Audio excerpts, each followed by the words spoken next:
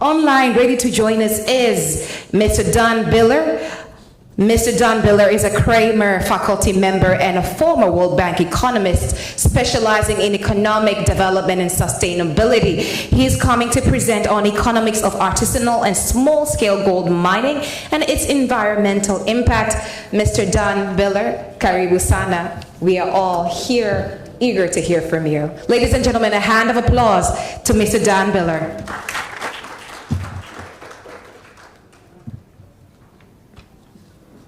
Thank you very much for the very kind invitation. I was going to start suggesting to dance the Macarena since you had big lunch, but I think it's better you already did your exercise, so I'll keep my presentation to the focus of the topic.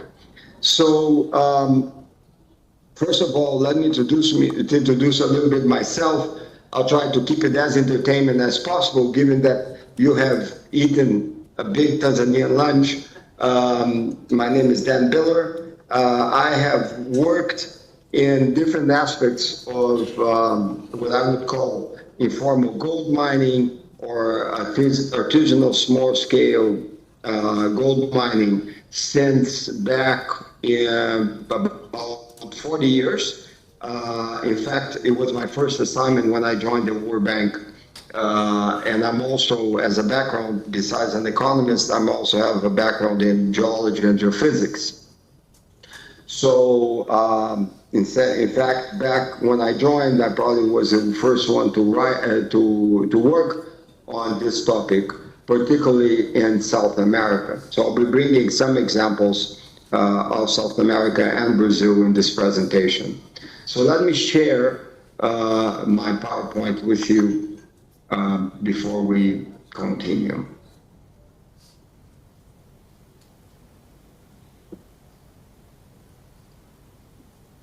So again, thank you very much for the very kind invitation, and thanks for Ernesto Sanchez-Triana to bringing me here to you. What I want to focus is primarily in the economics of artisanal small-scale gold mining and its environmental impact. And we'll be talking, of course, given the topic of the seminar, we'll be mainly focusing on mercury contamination. So you have in front of you the agenda for my talk. It will detail more the environmental and social issues related to artisanal small-scale gold mining. And by the way, I will use terms like informal gold mining or garimpo interchangeably with this very complicated acronym of ASGM. I want to discuss some work that I've been doing on factors influencing ASGM and some preliminary empirical results, and conclude the presentation. So I was planning to show you a video by a famous World Bank economist, Nobel Prize winner, Milton Friedman. I put the link there. We don't have the time to show it, but what he does is he goes to the west of the United States in a small town that existed back in the gold rush, as you're maybe familiar, that occurred in the United States. And it's fascinating to me because that video is from 1980, and his description of the place, it's essentially the place he was talking about was in the 1800s. It's essentially the same description of what I witnessed when I started working in this topic back in 1990 in South America, particularly in the Amazon region of Brazil. Gold mining, formal gold mining, artisanal small-scale gold mining basically attracts people from all sorts of lives. Most of them basically are able to earn a living, and they have to pay more often for goods and services that they get in the area because they are influenced by a gold economy, but very few strike it rich. The place is generally full of social and environmental issues, and we'll be discussing during this presentation a little bit more about it. And it's for me fascinating how a video of 1980 with an economist that has not worked on the topic, as far as I know, describes so well the situation in such a short time. So why is that? Well, small-scale gold mining, artisanal gold mining exists for centuries. And as a matter of fact, you can't really eliminate it. When I started working on this, a lot of people in the World Bank were talking about trying to curtail or eliminate ASGM. But, you know, I think the real correct approach would be to try to manage it in the best possible ways. And we'll discuss some ways of managing some aspects of it. Now, part of it comes from the fact that mining overall is a very capital-intensive activity. So it's not so much employment-generating activity. It's highly capital-intensive. That's how it derives its efficiency. And ASGM tends to be more inefficient. It loses a lot of gold in the process of extraction. But I don't think it's correct to say that it's labor intensive per se. I would say it's less capital intensive, because what we see, at least what I saw, is that you have investments in certain quite heavy machinery, and expensive machinery is just not of the caliber of large and medium-sized gold mining companies can do. In the case of mercury, this has been used in gold mining for amalgam purpose for over 1,000 years. Even there were processes invented in early colonial times, we're talking about 1500s, in the Americas as well. So it's simple. People have very good understanding of how to use mercury. Mercury can be fairly accessible, and basically, people have been using this for a long time. Now, ASGM, as you probably know, is a larger mercury user these days, and is also the larger mercury emitter of vapor and effluents. But mercury overall, it's a small cost for the miner. So it's not something that if you try to put, for example, tariffs or trade barriers, you will get a big impact on the miner's balance sheet. So what are the issues often related to ASGM on the environmental side? Well, pollution from mercury discharge, you probably will hear a lot about this today. We'll talk mostly about this, but there are other issues as well. You have degradation caused by revolving sediments and the mining activity itself. If you're doing it in a heavily forested area, this impacts the forest locally. You have changes of river bottoms because of sediments and things like this. You also have emissions linked to machinery use. As I said, small-scale gold mining, it's not machine-free. It's wrong to think about this activity as the old panners in rivers moving little gravels around trying to find gold. So on this particular degradation of revolving sediments, one should think that you have some local deforestation and degradation occurring, particularly when you're using a lot of water, which you need, and rivers. Now, the activity is relatively independent of existing infrastructure. Since gold has a very high unit value, what I have witnessed in the Amazon, that while agriculture will only go where there is a relatively good infrastructure or enough infrastructure to move goods around, agricultural produce, gold miners will go anywhere in the Amazon as long as you find gold, and they will take airplanes They don't need a road to go there because the activity they are doing, the product that they are searching has a very high unit value.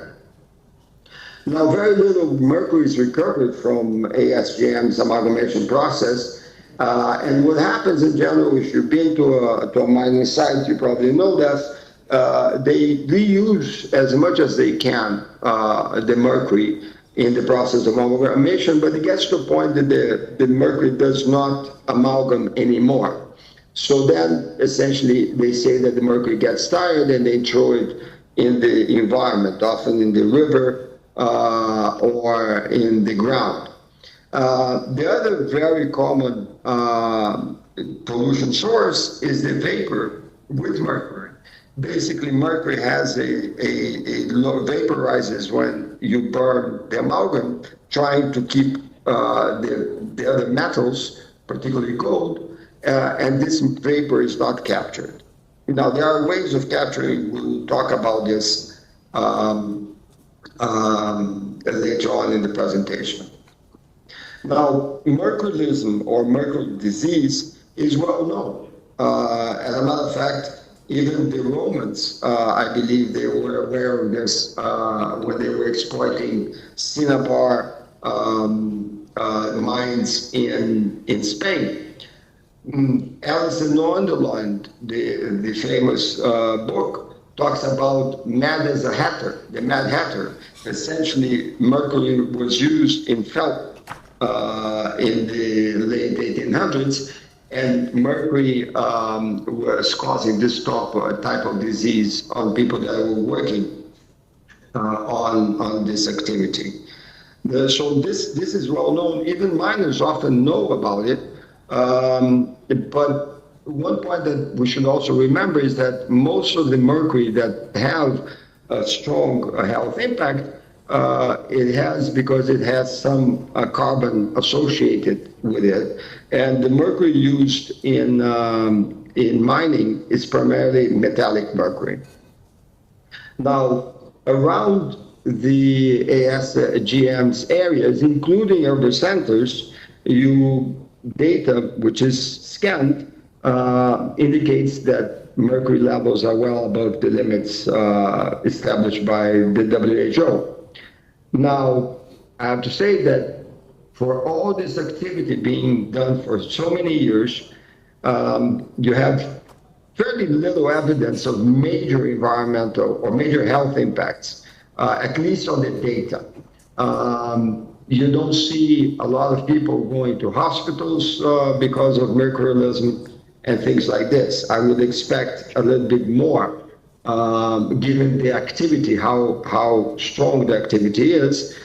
But having said that, as archaeologists say, absence of evidence is not evidence of absence. And one thing that one has to be attuned to is the impact on future generations.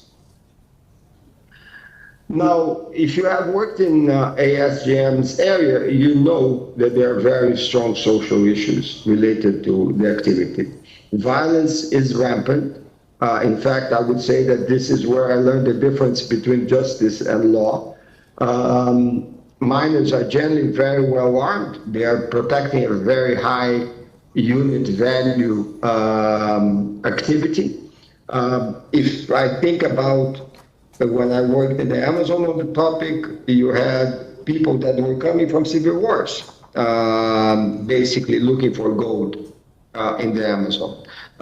People from all walks of life. We have a lot of prostitution and associated health and social issues with it, including child issues. They overuse preventive medicines, for example, to combat the possibility of catching malaria, and this basically renders those medicines ineffective. There's a lot of issues related to land invasions, occupation of indigenous land causing conflict with Indians or other private actors, and this often results in killing and shootouts. We'll talk a little bit about this when I reach the end. Now, is this an informal or illegal activity?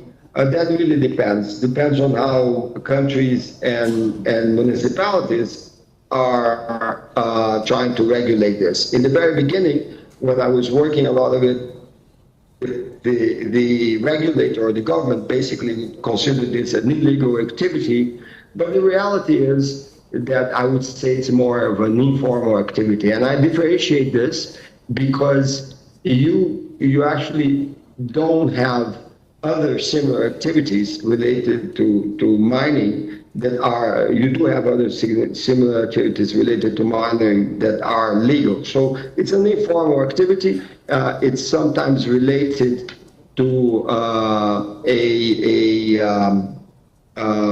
lack of application of regulations, but it can be at certain occasions when you have invasion of private land or indigenous land, actually illegal as well.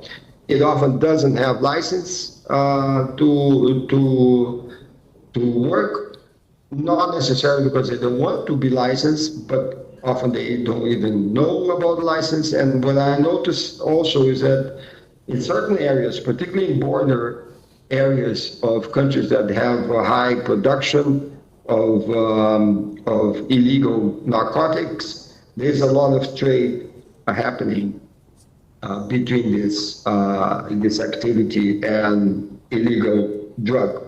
So this just increases more violence in the area. And of course, this increases the scope and the monies for political lobbying.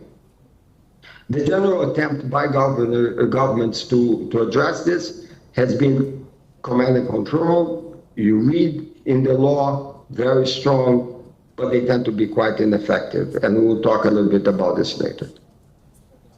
So just to show you a little bit of the business and social issues related to ASGM in Brazil and Peru particularly, you have a picture of a nightclub in the area that we're talking about.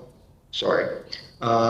Basically, back in 1993, in Brazil, it was estimated to have about 300,000 miners. Now notice that the current estimations, and we're talking about this year's estimation, it varies from 80,000 to 800,000 miners in Brazil, according to the Ministry of Environment.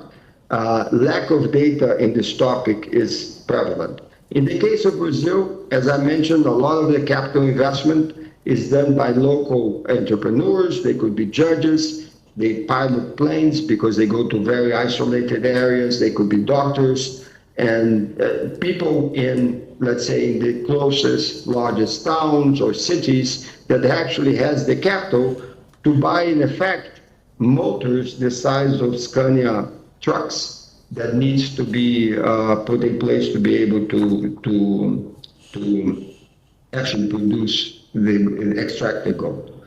Now, a very interesting thing that should probably vary from country to country is the type of partnership that they have with the laborers, the people on the ground that are exploiting the gold. So what I saw a lot is risk sharing partnership, pretty much like you have in between countries and oil companies. Essentially, it's a very stochastic, uncertain activity. You don't know, you don't have a lot of research on the specific locality related to where the gold is.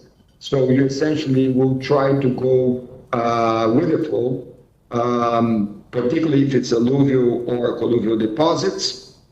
So you want to share, if you are the big investor, the judge or the doctor that is investing the money, you want to share your risks with your partners that actually are doing the job and looking for the gold in the area.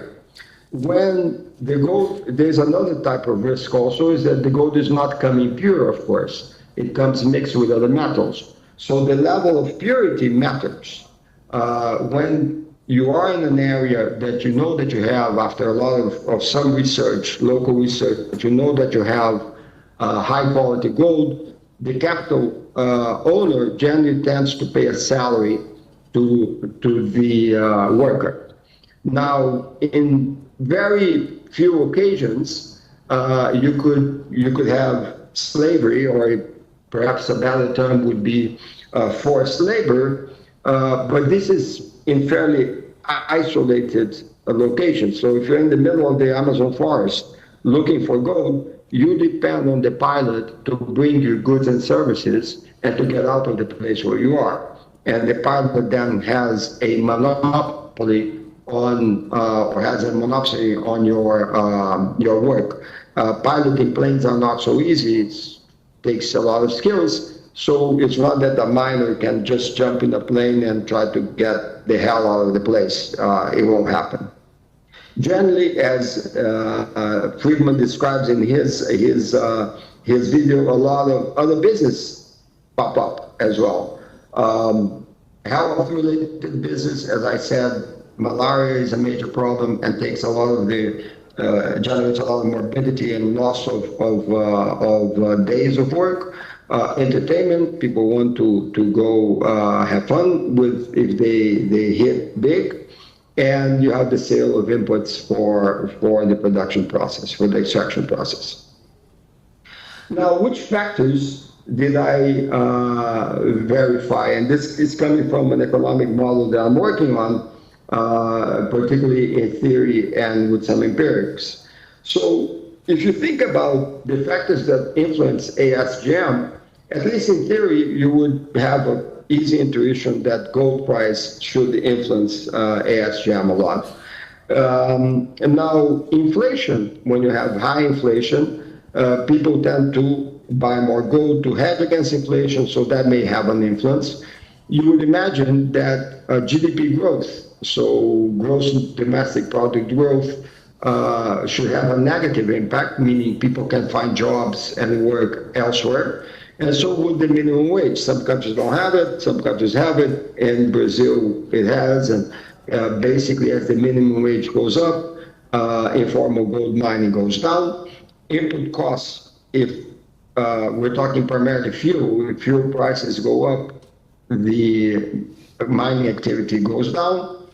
There is a lot of issues related to exchange rates. So if you have, for example, a fairly good premium in a parallel market for exchange rate, essentially as your exchange rate or the premium increases because of depreciations and things like this, informal mining activity increases as well. Finally, what we notice is that legislation should have a negative impact on informal mining. In other words, the idea of legislation is to manage and curtail it rather than improve it.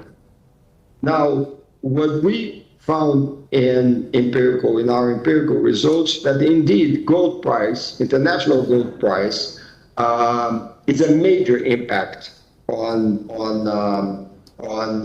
informal gold mining, or ASGM. Back in the 90s, early 90s, all miners knew the price of the gold in the NYMEX New York exchange every 5 minutes. Nowadays, with access with cell phones and smartphones, this information is available everywhere. Inflation indeed has a smaller impact, but it does have an impact on the ASGM activity. Interestingly enough, GDP growth does not. So it's not a major impact. Legislation as expected, also not. Exchange rate premiums do have a major impact, so this should be a country-related issue. And so does the minimum wage and cost of fuel, but not as much as gold price and exchange rate. So I notice that I'm coming to the end of my presentation and to my time and opening to questions, but I want to conclude with a few statements. So changes in ASGM production levels are explained primarily by macro, quote-unquote, variables. So as we discussed, gold prices, inflation, exchange rate premiums, minimum wage, and fuel prices. I'll show you as well a map or actually a graph of historical real gold prices to explain a little bit of what I'm talking about. Let me just show it right now to you. 1 second.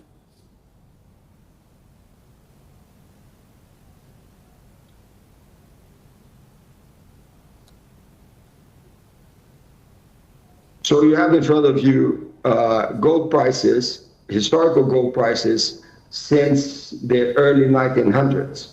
And the gray shaded areas are particularly recessions. Now, if you look at the peaks of the gold prices, we're talking about 1980, 1982, then again 1987, around 1990, and so on. Those are peaks related to fairly high inflationary periods. Gold prices were very much used as hedged. At 1980s, inflation was much higher than it is. And then they steadily went down all the way until 2000, when they went back up again with the 2008 Great Recession.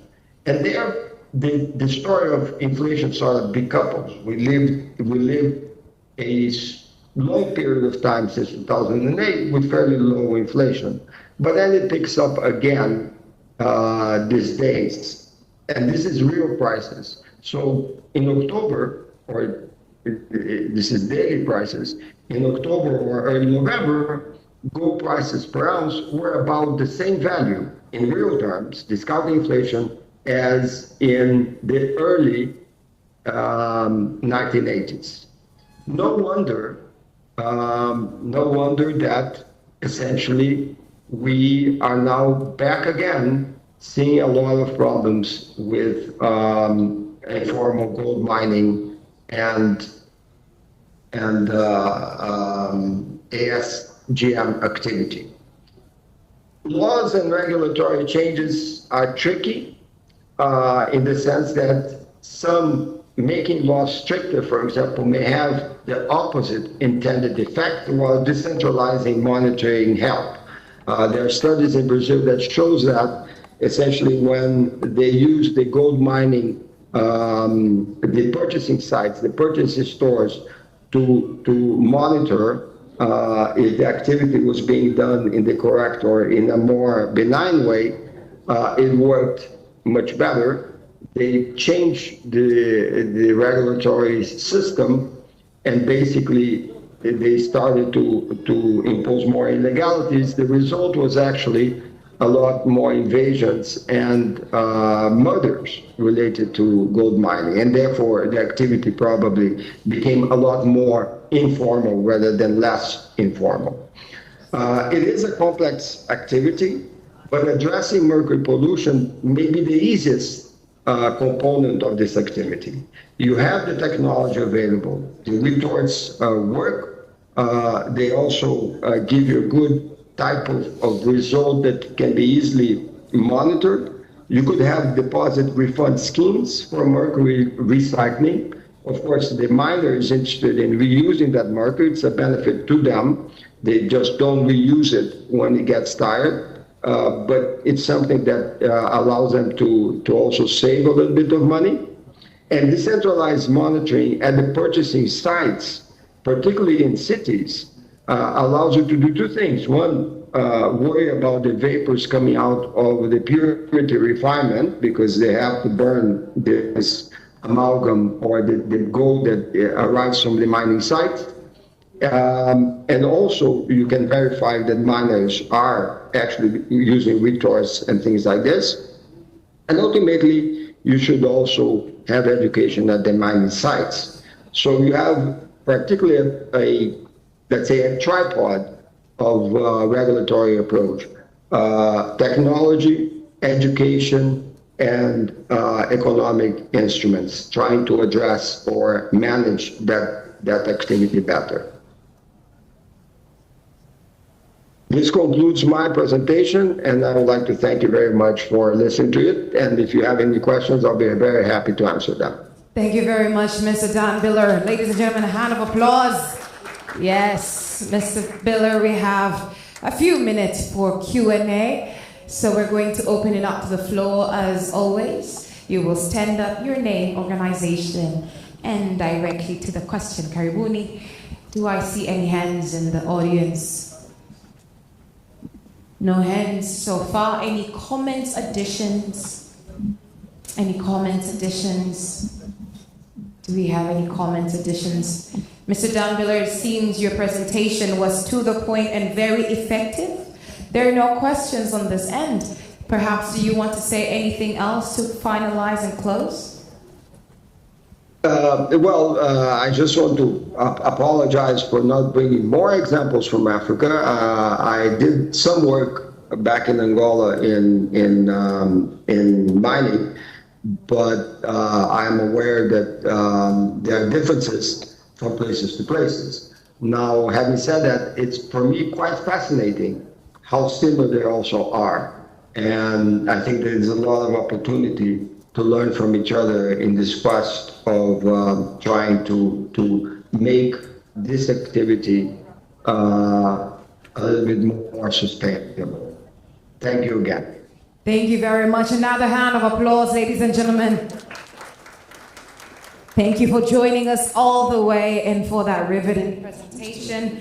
I do believe everything was clear, and should anybody have any questions following those questions, we'll get to you, Mr. Biller. Ladies and gentlemen, we are moving Thank you.